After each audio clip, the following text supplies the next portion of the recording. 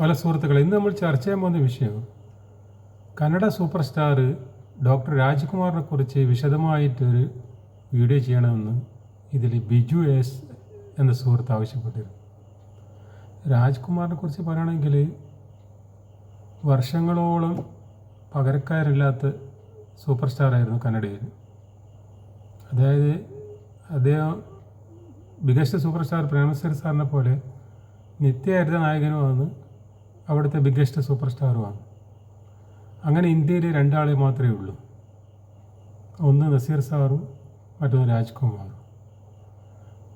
പിന്നെ നിത്യഹരിത നായകൻ എന്ന് പറഞ്ഞിട്ട് വേറെ ആൾ കൂടി അറിയപ്പെടുന്നുണ്ട് ഇന്ത്യയിൽ, ദേവാനന്ദ്. പക്ഷെ അദ്ദേഹം അവിടുത്തെ ബിഗ്ഗസ്റ്റ് സൂപ്പർ സ്റ്റാർ അല്ല, നിത്യഹരിത നായകൻ എന്ന് പറഞ്ഞിട്ട് അറിയപ്പെടുന്നുണ്ട്. നസീർ സാർ രാജ്കുമാറും സൂപ്പർ സ്റ്റാറുമാണ്, നിത്യഹരിത നായകനുമാണ്. അപ്പോൾ ഇങ്ങനെ ഇന്ത്യയിൽ രണ്ടുപേര് മാത്രമേ ഉള്ളൂ. പിന്നെ ഇവരെക്കുറിച്ച് നടി അംബിക ഒരു അഭിപ്രായം പറഞ്ഞിട്ടുണ്ട്. അംബിക എത്രയോ സൂപ്പർ സ്റ്റാറുകളോട് അഭിനയിച്ചിട്ടുണ്ട്, തമിഴിലും തെലുങ്കിലും കന്നഡയിലും, ഇന്ത്യ വെച്ച് ബാക്കി എല്ലാ ഭാഷയിലും അഭിനയിച്ചിട്ടുണ്ട്. എന്നിട്ട് അംബിക പറഞ്ഞ്, ഞാൻ അഭിനയിച്ചതിൽ ഏറ്റവും ഇഷ്ടപ്പെട്ട രണ്ട് സൂപ്പർ സ്റ്റാറുകൾ ഒന്ന് നസീർ സാറും ഒന്ന് രാജ്കുമാർ. ഇവരോട് അഭിനയിക്കുമ്പോൾ എനിക്ക് ഏറ്റവും സന്തോഷമുള്ള കാര്യം. അപ്പോൾ രാജ്കുമാറിനെ കുറിച്ച് പറയുകയാണെങ്കിൽ രാജ്കുമാറിൻ്റെ പടങ്ങൾ അന്ന് മലയാളത്തിൽ ഡബ് ചെയ്ത് വരുന്നുണ്ട്, ഞാനെല്ലാം കാണലുണ്ട്. ഒന്ന് രാജാ മയൂരവർമ്മ എന്നിട്ട് വന്നിട്ടുണ്ട്, അച്ഛനും മോനുമായിട്ട് നല്ല അമ്പെയ്ത്തും വാൾപ്പേറ്റിലുള്ള പടമാണ്. പിന്നെ ഒന്ന് കൊള്ളക്കാരെന്ന് പറഞ്ഞാൽ കന്നഡയിൽ വേറെ പേരായിരിക്കും, മലയാളത്തിൽ കൊള്ളക്കാർ. അതിൽ ഡബിൾ റോളാണ്. നസീർ സാറിൻ്റെ പേര് അധികം ഡബിൾ റോളായിരിക്കും. അപ്പോൾ ഇതിൽ ചേട്ടനും അനുജനാണ്. അതിൻ്റെ റീമേക്കാണ് പിന്നീട് ബേബി സംവിധാനം ചെയ്ത മനുഷ്യമൃഗം, ജയൻചേട്ടൻ നായകനായ. പക്ഷേ ഞാൻ രണ്ടും കണ്ടിട്ടുണ്ട്. എനിക്ക് ഇഷ്ടപ്പെട്ടത് കൊള്ളക്കാരനാണ്, അന്ന് രാജ്കുമാറിൻ്റെ.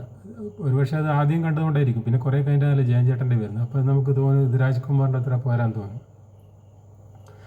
പിന്നെ ഒന്ന് രാജ്കുമാറിൻ്റെ ചന്ദനക്കാട് അന്നത്തെ കാലത്ത് സൂപ്പർ ഡൂപ്പർ ഹിറ്റ് മലയാളത്തിൽ. അത് തിയേറ്ററിൽ റിലീസ് ചെയ്യുന്ന സമയത്ത് ഭയങ്കര തിരക്കായിരുന്നു, കുറേ ആൾക്കാരെ ക്യൂ നിന്നിട്ട് പോക്കറ്റിൽ കയറിപ്പോയി. മാത്രമല്ല ആ പടം സെക്കൻഡ് റൗണ്ടും തേർഡ് റൗണ്ടെല്ലാം വന്നിട്ടുണ്ട്. സാധാരണ ഡബ് ചെയ്ത സിനിമകൾ ഒരിക്കൽ വന്നാൽ പോയാൽ തന്നെ പിന്നെ കാണൂല.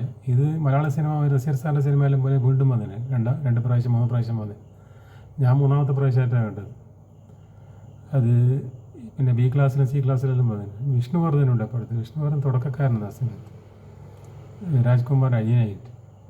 ചന്ദനക്കൊള്ളക്കാരുടെ കഥയാണ്. അത് ഇന്ത്യയിൽ റീമേക്ക് ചെയ്തിട്ട് ധർമ്മേന്ദ്രൻ അഭിനയിച്ച്, കർത്തവ്യ എന്ന് പറഞ്ഞിട്ട്. ധർമ്മേന്ദ്രൻ രാജ്കുമാറിൻ്റെ റോളും വിനോദ് മേഹ്റ വിഷ്ണുവർദ്ധൻ്റെ റോളും. നല്ല പാട്ടിലുള്ള സിനിമ.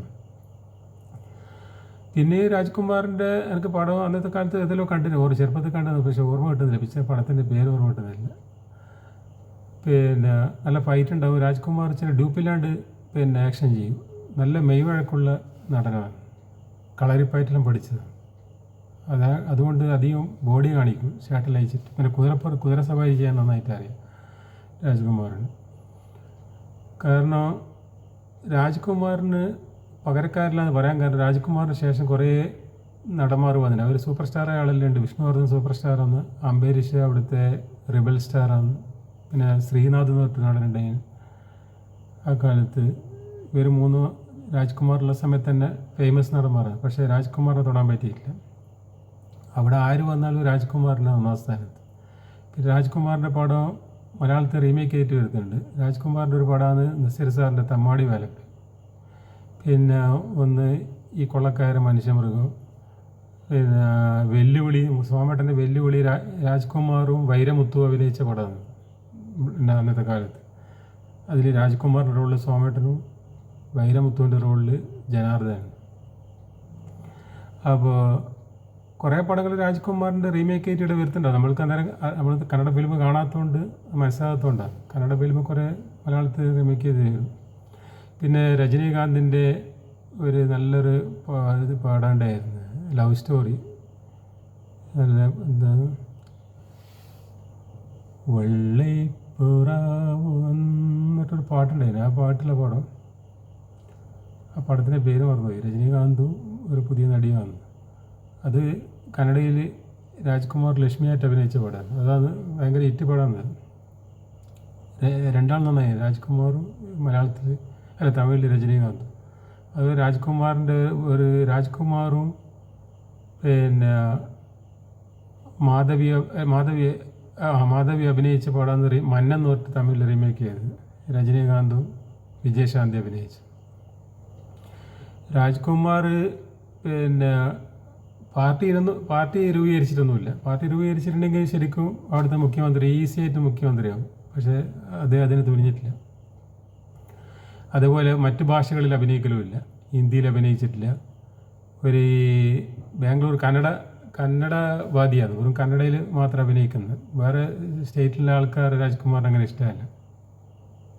അതായത് അവിടുന്ന് മലയാളികളെല്ലാം പോകണമെന്നുള്ള ഒരു പ്രാവശ്യം പറഞ്ഞു ബാംഗ്ലൂർ, വെറും കന്നഡക്കാർ മാത്രം മതിയോ, അങ്ങനെ ഒരു ചിന്താഗതിയുള്ള ആളാണ് രാജ്കുമാർ. പക്ഷെ നസീർ സാറിനെ ഭയങ്കര ഇഷ്ടമാണ്. നസീർ സാറാണ് രാജ്കുമാറിൻ്റെ അടുത്ത സുഹൃത്താണ്. എന്തെങ്കിലും ഫംഗ്ഷൻ ഉണ്ടെങ്കിൽ നസീർ സാറിനെ പ്രത്യേകം ക്ഷണിക്കും. മലയാളത്തിൽ നസീർ സാറിനെ മാത്രമേ ക്ഷണിക്കും രാജ്കുമാർ. പിന്നെ രാജ്കുമാറിൻ്റെ കഴിവെന്ന് പറഞ്ഞാൽ സ്വന്തമായിട്ട് പാട്ടും പാടുന്നു. ഇവിടെ നസീർ സാറിന് യേശുദാസ് പാടുന്ന മാതിരി അവിടെ രാജ്കുമാർ തന്നെ. അപ്പോൾ 2 പൈസയും കിട്ടും, പാട്ട് പാടിയ പൈസയും കിട്ടും, അഭിനയിച്ച പൈസയും കിട്ടും. പിന്നെ ആദ്യകാലത്ത് ബ്ലാക്ക് ആൻഡ് വൈറ്റ് സിനിമയിൽ അഭിനയിക്കുന്ന സമയത്ത് PV ശ്രീനിവാസൻ പാടലുണ്ട്. ബ്ലാക്ക് ആൻഡ് വൈറ്റ് കുറേ നസീർ സാറിനെ പോലെ കുറേ ബ്ലാക്ക് ആൻഡ് വൈറ്റ് പാടുന്ന CID പടങ്ങളുണ്ട് അന്നത്തെ കാലത്ത്. അപ്പോൾ പിന്നീട് കളർ ഫിലിം വരുമ്പോൾ CID പടം കുറഞ്ഞ് പിന്നെ സാധാ മറ്റുള്ള ഗ്രാമാന്തരീക്ഷമുള്ള സിനിമകളിൽ കുറേ അഭിനയിക്കലുണ്ട്. പാട്ട് പാടുന്നത് പ്രത്യേക കഴിവാണ്. അങ്ങനെ ഇന്ത്യയിൽ ഒരു സൂപ്പർ സ്റ്റാർ, പാട്ടുപാടി അഭിനയിക്കുന്ന സൂപ്പർ സ്റ്റാർ രാജ്കുമാർ മാത്രമേ ഉള്ളൂ, വേറെ ഒരു ഭാഷയിലും ഇല്ല. കിഷോർ കുമാർ ഇന്ത്യയിൽ പാടി അഭിനയിക്കുന്ന കിഷോർ കുമാർ ഒന്നും ഒരു നടൻ്റെ കൊടുക്കാൻ പറ്റില്ല. കിഷോർ കുമാർ വെറുതെ ഇങ്ങനെ ഓടിച്ചാടി കളിക്കുന്ന ഒരു കോമഡി നടനാണ്, അല്ലാതെ ഇതുപോലത്തെ സൂപ്പർ സ്റ്റാർ ഒന്നും അല്ലല്ലോ. സൂപ്പർ സ്റ്റാറായിട്ട് രാജ്കുമാറേ ഉള്ളൂ, പിന്നെ ഈ പാട്ട് പാടുന്നതും അഭിനയിക്കുന്നതും. പിന്നെ ഫൈറ്റും നല്ല ഫൈറ്റാണ്, കാരണം ഡ്യൂപ്പില്ലാത്ത ഫൈറ്റാണ്. അതുകൊണ്ട് ബോഡിയെല്ലാം കാണിക്കും, കുതിര പുറത്ത് പോകുന്നത് കാണിക്കും. ശരിക്കും കുതിര സവാരിയെല്ലാം പഠിച്ചതാണ്. അതുകൊണ്ട് രാജ്കുമാറിൻ്റെ പടത്തിൽ ആൾക്കാർക്ക് എന്ന് പറഞ്ഞു കഴിഞ്ഞാൽ എല്ലാം കൈകാര്യം ചെയ്യുന്നതുകൊണ്ട് ഇഷ്ടമാണ് നാട്ടുകാർക്ക്. അതായത് അഭിനയം, പാട്ട്, പിന്നെ ഡ്യൂപ്പില്ലാത്ത ആക്ഷൻ എല്ലാം കൈകാര്യം ചെയ്യുന്നുണ്ടല്ലോ. അങ്ങനെ ഒരു നടൻ എനിക്ക് തോന്നുന്നു ഇന്ത്യയിൽ രാജ്കുമാർ മാത്രമേ ഉണ്ടാവൂ ഈ പാട്ട് പാടിയിട്ട് അഭിനയിക്കുന്നത്, വരാനില്ല. നസീർ സാറിന് പാട്ട് പാടാൻ യേശുദാസല്ലോണ്ട് നസീർ സാറെ ശ്രമിച്ചിട്ടാണ്. നസീർ സാർ നല്ല പാട്ടുകാരനാണെന്ന് ശ്രീലത നമ്പൂതിരി പറഞ്ഞു. പക്ഷേ യേശുദാസ് ഉള്ളപ്പം പിന്നെ യേശുദാസിൻ്റെ പാട്ട് പാടുന്നതുകൊണ്ട്, ഇല്ലെങ്കിൽ ഒരു കൈ നസീർ സാറിനെ കൊണ്ട് പാട്ട് പാടിപ്പിച്ചിട്ടുണ്ടെങ്കിൽ ചില സമയം ക്ലിക്കാകാൻ സാധ്യതയുണ്ട്. പക്ഷേ അതിനൊന്നും നസീർ സാർ നിന്നിട്ടില്ല. നമ്മളിപ്പോൾ രാജ്കുമാറിൻ്റെ കാര്യമല്ലേ പറഞ്ഞു, അപ്പോൾ നസീർ സാറിൻ്റെ കാര്യം പറഞ്ഞിട്ട് പിന്നെ ആൾക്കാർ വിചാരിക്കേണ്ട എന്ത് പറയുമ്പോൾ ഞാൻ നസീർ സാറിൻ്റെ കാര്യം തന്നെ എടുത്തിടുന്നത് വിചാരിക്കേണ്ട. അപ്പോൾ രാജ്കുമാറിൻ്റെ കാര്യം അതിപ്പോൾ പറഞ്ഞത്. ഓക്കെ.